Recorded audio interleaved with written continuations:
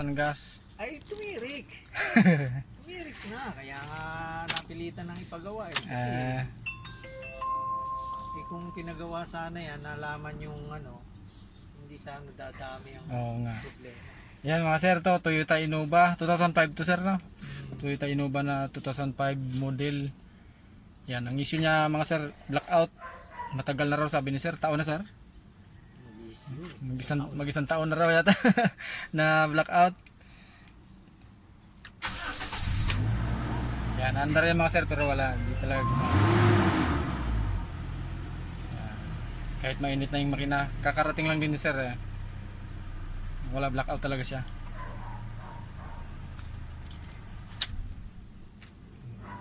Buksan natin mga sir para ma-repair na. Ito na nga sir, yung panel gauge ng Toyota Innova na 2005 model. Blackout issue mga sir. Galing lang si sir ng Imos din. Marami akong customer ngayon na itong linggo to, maraming kong customer mga taga Imos Yan. Blackout issue mga sir, Toyota Innova. I-repair natin ito mga sir. Kasi halos mag-isang taon na raw yata na napabayaan nila, hindi nila naparepair. Kaya na-experience din nila na naubusan ng gas sa daan eh. Pati nag-overheat daw sila.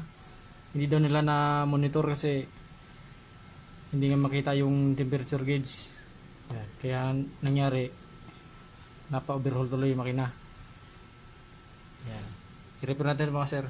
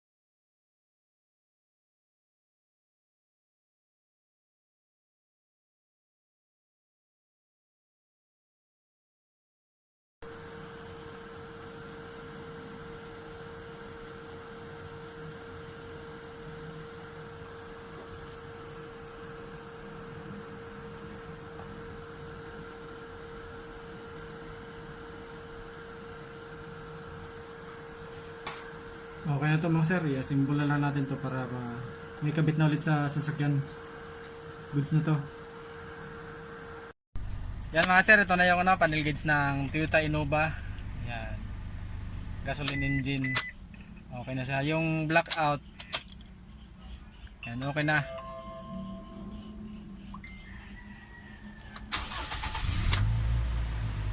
RPM, odo, gana na. Tapos fuel, temperature. Daming gas ni sir kasi nag full tank daw siya kanina bago pumunta dito.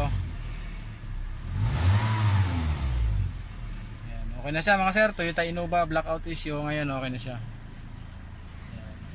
Maraming salamat.